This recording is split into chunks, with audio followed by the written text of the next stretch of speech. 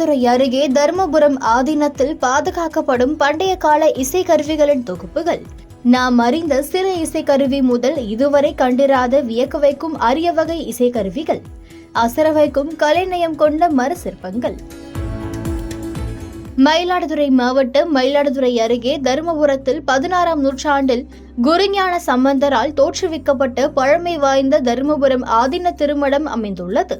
சைவத்தையும் தமிழையும் வளர்க்கும் நோக்குடன் துவங்கப்பட்ட இன்றளவும் சைவத்தையும் தமிழையும் போற்றி வளர்க்கும் இந்த ஆதீனத்தின் தற்போதைய 27வது குருமகா சன்னிதானமாக ஸ்ரீ மாசிலாமணி தேசிக ஞான சம்பந்த பரமாசாரிய சுவாமிகள் அருளாட்சி செய்து வருகிறார். தர்மபுரம் ஆதீன திருமடத்தின் வளாகத்தில் முந்தைய ஆதீனங்களின் குருமூர்த்தங்கள், ஞானபுரீஸ்வரர் ஆலயம், வனதுர்கை ஆலயம் உள்ளிட்ட பல்வேறு ஆலயங்கள் அமைந்துள்ளது.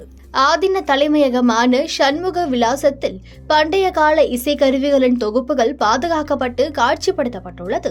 பல நூற்றாண்டுகளுக்கு முன்பு ஆலயங்கள், திருவிழாக்கள், போர்களின் போது தமிழர்கள் பயன்படுத்திய பல்வேறு வகையான இசைக்கருவிகள் இங்கு காட்சிப்படுத்தப்பட்டுள்ளது. இசைக்கருவிகளின் பெயர், காலம், பயன்பாடு குறித்த விளக்க குறிப்புகளும் உள்ளது. இங்குள்ள இசைக்கருவிகளில் நாம் அறிந்த ஒரு சில இசைக்கருவிகளை தவிர பலவற்றின் பெயர்கள் கூட நாம் அறிந்திருக்கவில்லை என்பதுதான் நிதர்சனம்.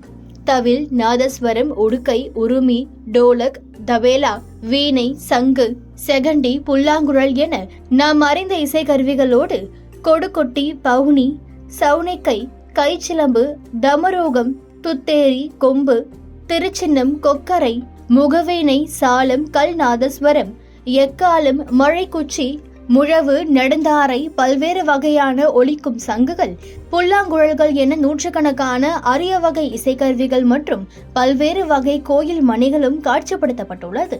மேலும் பண்டைய கால தமிழர்களின் கலைத்திறனையும் படைப்பாற்றலையும் போற்றும் மர சிற்பங்களின் காட்சியும் காண்போரை வியக்க வைக்கும்.